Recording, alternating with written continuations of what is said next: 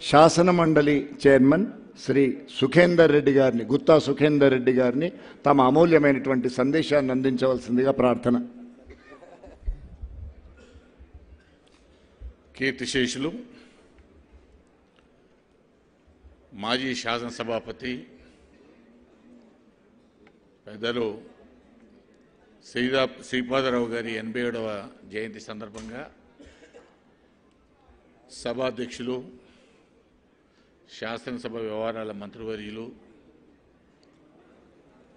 మిత్రులు శ్రీధర్ బాబు గారు,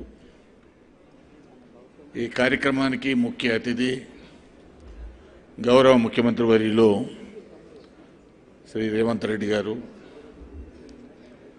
శాసనసభాపతి మిత్రులు ప్రసాద్ కుమార్ గారు, వేదిక మీద ఉన్నటువంటి మంత్రివర్గ సభ్యులు, శాసనసభ్యులు, శాసన పరిషత్ సభ్యులు, శాసన మండలి ఉపాధ్యక్షులు బండా ప్రకాష్ గారు,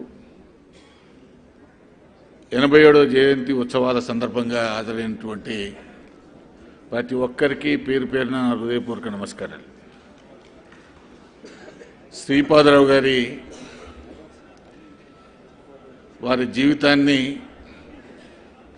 వారు అందించిన సేవలను, ఏ విధంగా రాజకీయాల్లో సర్పంచ్ స్థాయి నుంచి సమితి ఉపాధ్యక్షులుగా, ఎల్ఎంబి బ్యాంక్ అధ్యక్షులుగా, 3 పర్యాయాలు శాసనసభ్యునిగా, శాసనసభాపతిగా వారు నిర్వహించినటువంటి తీరు, ప్రజలతో మమేకమైనటువంటి తీరు నేటి తర ప్రజాప్రతినిధులకు అందరికీ కూడా ఒక స్ఫూర్తిదాయకం. ఎందుకంటే వారు నిర్వహించినటువంటి సభలు కానీ, ఆనాడు ఉన్నటువంటి ప్రజాప్రతినిధుల యొక్క తీరు కానీ, ప్రభుత్వాల యొక్క తీరు కానీ, ఇవన్నీ కూడా నేను ఈ మధ్య కాలంలోనే చెన్నంనేని రాజేశ్వరరావు గారి 3 దశాబ్దాల రాజకీయ ప్రసంగాలు శాసనసభలో ఒక పుస్తకాన్ని ఆవిష్కరించిన.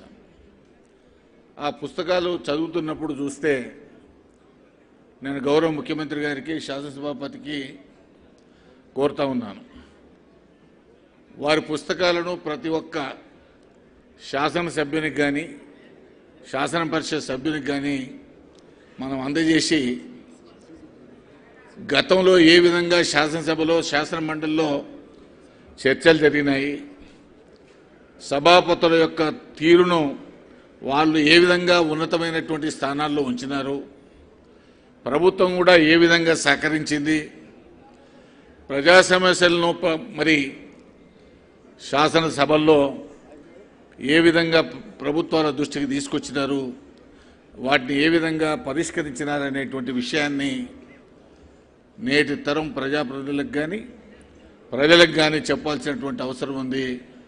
అందులో శ్రీపాదరావు గారి యొక్క రాజకీయ ప్రస్థానం కూడా చాలా ముఖ్యమైనటువంటి విషయాన్ని నేను ఈ సందర్భంగా మనవి చేస్తూ ఉన్నాను. చాలా సందర్భాల్లో ఆ రోజు 99లో మరి అనుకోకుండా వారి అకాల మరణం అందరినీ, రాష్ట్ర ప్రజానీకాన్ని కూడా కదిలించింది. ఎందుకంటే మేమంతా కూడా ఆనాడు ఉన్నటువంటి పరిస్థితుల్లో ఎప్పుడు ఇంట్లోకెళ్ళి ఉదయం వెళ్తే సాయంత్రం మళ్ళీ ఇంటికి వస్తామా రామా అనేటువంటి పరిస్థితులు ఉండేవి. అప్పటికే నాకు 2 సార్లు నా ఇల్లు బ్లాక్ చేసినారు. ఇంట్లోకెళ్ళి బయటికి వెళ్తే సాయంత్రం ఇంటికి వచ్చినాకనే మళ్ళీ ఇంటికి వచ్చినట్లు లెక్క ఉండేది. అందులో మరి శ్రీపాదరావు లాంటి మహానాయకులు ఈ రాష్ట్రం కొరకు, ఈ దేశం కొరకు వారి ప్రాణాలని బలిదానం ఇచ్చినారనే దాంట్లో ఎలాంటి సంశయం లేదు. కాబట్టి వారి యొక్క స్ఫూర్తిని, వారి పట్టుదలను, వారి కార్యదక్షతను మనం అందరం కూడా అలవర్చుకొని ఈ రాష్ట్రాన్ని, దేశాన్ని ముందుకు తీసుకుపోవాల్సిందిగా మరి కొత్త తరం శాసనసభ సభ్యులు కావచ్చు, శాసన పరిషత్ సభ్యులు కావచ్చు, స్థానిక సంస్థల్లో ఉండేటువంటి వాళ్ళు కావచ్చు, అందరూ కూడా మనం వారిని స్ఫూర్తిగా తీసుకొని ముందుకు పోవాల్సినటువంటి అవసరం ఉందని చెప్పి నేను ఈ సందర్భంగా మనవి చేస్తూ, మరి మిత్రులు మరి అదేవిధంగా శ్రీధర్ బాబు గారు కూడా మా శాసనసభ వ్యవహారాల మంత్రి కాబట్టి సమన్వయం చేయడంలో నెంబర్ 1 వారు. ఎవరికి ఎలాంటి ఇబ్బంది లేకుండా ఎలాంటి సమస్యనైనా దాన్ని సమన్వయం చేసి ముందుకు తీసుకుపోయేటువంటి శక్తి యుక్తులు ఉన్నాయి. ఎందుకంటే నేను శాసన పరిషత్ అధ్యక్షులుగా కాకుండా వారు శాసనసభ్యులుగా నేను పార్లమెంట్ సభ్యులుగా కాంగ్రెస్ పార్టీలో తెలంగాణ కొరకు పోరాడేటువంటి సందర్భాల్లో కలిసి పనిచేసినామనేటువంటి విషయాన్ని కూడా నేను ఈ సందర్భంగా మనవి చేస్తూ మరొకసారి కీర్తిశేషులు శ్రీపాదరావు గారికి ఘనమైనటువంటి నివాళులు అర్పిస్తూ సెలవు తీసుకుంటా ఉన్నాను. జై హింద్, జై తెలంగాణ. భూపాలపల్లి శాసనసభ్యులు గండ్ర సత్యనారాయణ గారు విచ్చేశారు. వారికి స్వాగతం సుస్వాగతం. వర్ధన్